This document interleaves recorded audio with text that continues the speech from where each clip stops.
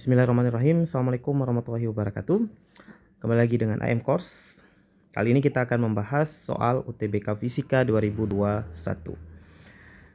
Sebuah balok bermasa 2 kg bergerak pada sebuah bidang datar licin dengan kecepatan 1 meter per second. Nah teman-teman, kalau ada soal panjang gini, idealnya adalah kita gambarkan dulu kondisinya ya. Kita gambarkan kondisi atau keadaannya agar mudah bagi kita untuk menganalisa. Jadi di sini ada sebuah bidang datar ya. Kemudian ada balok ya, katakanlah seperti inilah lebih kurang ya. Nah, balok ini sedang bergerak dengan kecepatan 1 meter per second ya. Jadi dia sedang bergerak katakanlah ke kanan, V-nya 2 meter per second, kemudian masanya 2 kg. Selanjutnya balok menuruni bidang miring kasar dengan kemiringan 30 derajat dan mengalami gesek sebesar 7 Newton.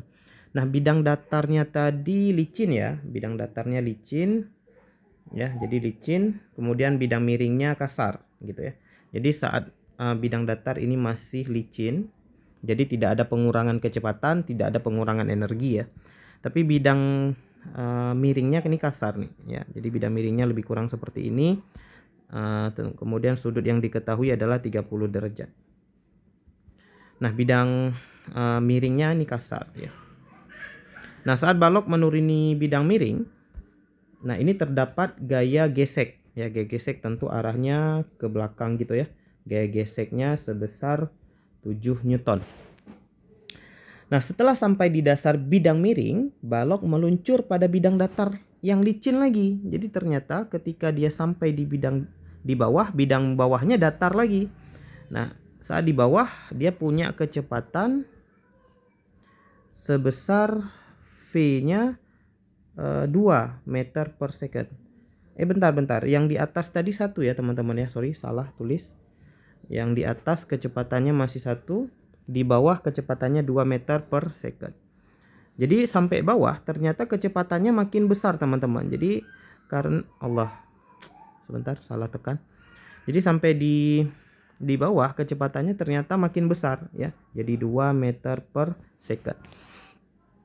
Jadi saat turun menuruni bidang miring, dia tentu dipercepat ya. Walaupun ada gesekan 7 Newton, ternyata bendanya tetap dipercepat gitu ya. Sehingga di bawah kecepatannya lebih besar daripada di atas. Gravitasinya 10 tentu ya. Kedua bidang datar berbeda ketinggian titik-titik. Jadi yang ditanyakan adalah perbedaan ketinggian kedua bidang datar. Jadi di atas ada bidang datar licin, di bawah juga ada bidang datar licin. Kemudian bidang miringnya kasar, antara bidang datar atas dengan bidang datar bawah ada ketinggiannya tentu. Nah, ketinggian ini yang ditanyakan ke kita. Nah, teman-teman, ada 2 metode untuk mencari soal ini. Ya, bisa metode gaya pakai hukum Newton plus GLBB. Itu metode pertama. Metode kedua adalah menggunakan konsep usaha energi. Nah, pada kesempatan ini kita akan membahas kedua cara ya. Dua-duanya kita akan bahas biar teman-teman paham kedua cara gitu ya. Cara pertama dulu kita bahas konsep gaya plus GLB dan GLBB ya. Jadi kita buat cara pertama. Nah, cara pertama adalah ketika bendanya di bidang datar ini tidak terjadi apa-apa, artinya tidak ada pengurangan kecepatan, tidak ada percepatan, bendanya cuma jalan. Nah, yang anehnya adalah ketika benda di bidang miring, teman-teman. Jadi ketika bendanya di bidang miring seperti biasa, ya kalau kita uraikan, benda ini memiliki gaya mg ke bawah, ya. Tadi masanya adalah 2 kilo, berarti mg-nya sebesar 20 Newton. Kemudian yang ke bawah sini tentu mg sin theta ya teman-teman ya, atau sin 30. Ini berarti nilainya 20 kali setengah, ini 10 Newton. Nah, ke belakang ini ada gaya gesek yang udah diketahui yaitu 7 Newton. Seandainya gaya gesek ini tidak diketahui, teman-teman harus cari dulu menggunakan mu kali n gitu ya. Koefisien gesekan kali G normal. Tapi karena ini diketahui, alhamdulillah kita nggak perlu cari lagi. Nah, kalau kita lihat mg sin 30 yang ke bawah ini itu lebih besar daripada gaya gesek yang ke atas. Ya kan? Nah, sehingga bendanya pasti dipercepat ke bawah nih. Jadi percepatannya pasti ke bawah. Seandainya percepatannya ke atas itu artinya perlambatan ya. itu bendanya akan makin lambat ketika ke bawah. Nah, percepatan inilah yang menyebabkan bendanya makin cepat ketika sampai di dasar bidang miring. Oke, jadi di sini kita cari dulu percepatannya. Tentu pakai hukum 2 Newton, sigma F, M kali A, gaya yang searah dengan percepatan positif, jadi 10 kurang 7 sama dengan 2 kali A. Di sini kita akan dapat nilai A-nya adalah 3/2 sama dengan A. Gitu ya, ini 3/2 meter per second kuadrat. Kemudian metode kedua adalah kita cari bidang miringnya ya. Jadi dari atas ke bawah.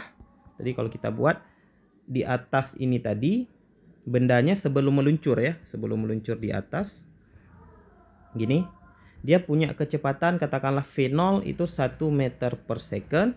Ketika sampai ke bawah dia punya kecepatan katakanlah VT 2 meter per second. Nah, dari bawah atas ke bawah dipercepat 3/2 meter per second kuadrat. Nah, di sini kita bisa cari S-nya. S ini adalah sisi miring ya. Nah, ada V0, ada VT, kita mau cari S, tentu rumus GLBB yang cocok adalah VT kuadrat, V0 kuadrat ditambah 2 kali A kali S ya teman-teman. VT-nya tentu 2 kuadrat, kita langsung tulis saja teman-teman ya, 2 kuadrat artinya 4, kemudian 1 kuadrat 1 ditambah 2 kali 3/2 kaliin S. Nah, dengan mudah kita bisa dapat nilai S teman-teman. Jadi 4 kurang 1 sama dengan 3S. Berarti 3/3 1 ya. S sama dengan 1 meter. Nah, setelah dapat S 1 meter, ini belum selesai teman-teman. Kita yang diperlukan di sini adalah H bukan S ya kan. Kita mau carinya H bukan S. Berarti kita di bawah aja ya teman-teman ya. Jadi simpelnya begini. Kita udah dapat S 1 meter, kita butuhnya H teman-teman. Nah, di sini ada sudut 30 derajat. Nah, jadi di sini H-nya sisi depan, S-nya sisi miring. Yang depan dengan miring itu sin. Sin 30 sama dengan demi gitu ya. Sin 30-nya setengah, H-nya yang mau kita cari, S-nya 1. Berarti H sama dengan setengah meter ya, atau 0,5 meter. Nah, jadi jawabannya adalah yang E, teman-teman. Nah, ini cara pertama ya. Cara pertama menggunakan konsep gaya plus GLBB, kemudian ada sedikit trigono di sini. Oke, gitu teman-teman. Paham ya? Mudah-mudahan bisa mengikuti. Selanjutnya, cara kedua. Cara kedua. Ya. Cara kedua adalah menggunakan konsep usaha plus energi, teman-teman. Jadi jangan lupa ada yang namanya teorema usaha dan energi ya. Jadi kita bisa menggunakan konsep usaha energi. Nah, usaha sama dengan perubahan energi, gitu konsepnya sebenarnya. Oke. Usaha sama dengan perubahan energi kalau kita menggunakan konsep. Nah, oke. Nah, kita ngikutin ceritanya aja teman-teman ya, biar lebih gampang kita ikutin cerita. Ceritanya adalah benda pertama ada di atas. Di atas punya kecepatan V0 lah boleh. Ini lambangnya terserah sih teman-teman. Kita buat aja V1, boleh V1, boleh V0. Boleh V awal, boleh V akhir. Kalau benda punya kecepatan, secara energi dia punya energi kinetik teman-teman.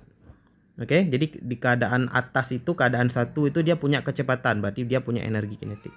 Kemudian di atas ini dia juga punya ketinggian. Oh, berarti dia juga punya energi potensial. Gitu ya. Nah, ketika bendanya sampai bawah, ya, ketika bendanya sampai bawah, benda punya kecepatan V2. Kalau yang tadi kita buatnya VT, berarti benda punya energi kinetik. Ingat ya teman-teman, kalau punya kecepatan itu berarti punya energi kinetik. Punya ketinggian itu artinya punya energi potensial gravitasi. Nah, di bawah ini H-nya udah sama dengan 0 teman-teman. Berarti nggak ada lagi energi potensial ya. Jadi di bawah cuma ada energi kinetik. Nah, tapi ya, ada tapinya. Dari atas ke bawah ya, pada benda ini bekerja tadi gaya gesek. Nah, gaya gesek ini dia berusaha menghabiskan energi ya. perhatikan kata-kata saya. Energi gaya gesek ini dia berusaha menghabiskan energi. Ya, artinya apa? Dari atas ke bawah, ya. Kalau kita geser ini sedikit tadi saya lupa. Dari atas ke bawah, tadi energinya itu dihabiskan. Siapa yang menghabiskan? Gaya gesek yang menghabiskan. Jadi gaya gesek berusaha mengurangi energi. Makanya kalau ada gaya gesek itu bendanya makin lambat harusnya, gitu kan? Nah, jadi tapi di sini karena dia turun dari atas ke bawah, makanya dia makin cepat. Seandainya bidangnya bidang datar dan ada gaya gesek, ini pasti bendanya ujung-ujungnya berhenti, gitu ya. Jadi di sini dikurang lagi dengan W, teman-teman. W ini adalah usaha oleh gaya gesek. Gitu ya, teman-teman. Maka di sini kita cukup menuliskan EK-nya tinggal setengah kali M-nya 2 kilo, V-nya adalah 1 kuadrat karena kecepatan di tempat 1. Ditambah EP-nya adalah M kali G. Oh, sorry teman-teman. Kita buat dalam lambang dulu ya. Setengah kali M kali V 1 kuadrat ditambah M kali G kali H. Nah, enaknya pakai konsep usaha energi, kita langsung dapatkan H, teman-teman. Karena kita mau cari H ya. Kita nggak dapat S. W itu rumusnya, ingat teman-teman, F kali S. W itu usaha, rumusnya F kali S. F-nya di sini adalah gaya gesek dikali S. S-nya adalah panjang sisi miring, ya, panjang sisi miring karena baloknya bergerak di sisi miring. Perpindahan atau jarak di sisi miring itu S bukan H. Jadi W-nya F kali S sama dengan setengah kali M kali V2 kuadrat. Nah, di sini teman-teman kita mau cari H nih, mau cari H, tapi S-nya nggak ada kan? Nah, kita nggak boleh pakai S yang tadi karena kalau kita pakai S yang tadi berarti kita menggunakan cara yang tadi. Tapi kalau kita udah duluan dapat S, boleh pakai cara ini. Nah, S-nya teman-teman, kita carinya sama seperti yang cara atas tadi. Kita pakai sistem trigonometri. S, H, dan 30 derajat tadi ya. Maka di sini sin 30 sama dengan H per S. Jadi S sama dengan H per sin 30. Sin 30 tentu nilainya setengah, berarti 2H ya. S-nya sama dengan 2H. Nah, ini kita tinggal ganti aja. Setengah kali M-nya 2 kali V kuadratnya 1 kuadrat, 2 kali 10 kali H-nya biarin karena kita mau cari gaya geseknya 7. S-nya 2H kita mau cari setengah kali M-nya 2 kali 2 kuadrat. Coret-coret aja yang bisa dicoret. 2 dengan 2 kuadrat bisa dicoret. Berarti 1 ditambah 20H dikurang 14H sama dengan ini 2 juga aduh, ini salah coret tadi yang ujung nih. Yang dicoret itu bukan yang ini. 2 kali 2 kuadrat ya teman-teman, yang dicoret itu setengahnya dengan 2. Sama dengan berarti 4 ya. 1 bawa ke kiri jadi 3, 20 kurang 14 jadi 7H. Jadi H sama dengan kok 7 sih? 20 kurang 14 itu 6 ya. 6H. Berarti H sama dengan 3 per 6 sama dengan 0,5 meter. Jadi jawabannya sama dengan yang tadi teman-teman. Jawabannya adalah yang E. Oke, gitu teman-teman ya. Jadi sengaja saya bahas satu soal ini menggunakan 2 konsep agar teman-teman bisa melihat soal ini dengan lebih besar, lebih luas wawasannya ya. Oke, semoga bermanfaat. Kali ini kita bahas satu soal aja dulu ya. Semoga bermanfaat. Alhamdulillah. Assalamualaikum warahmatullahi wabarakatuh.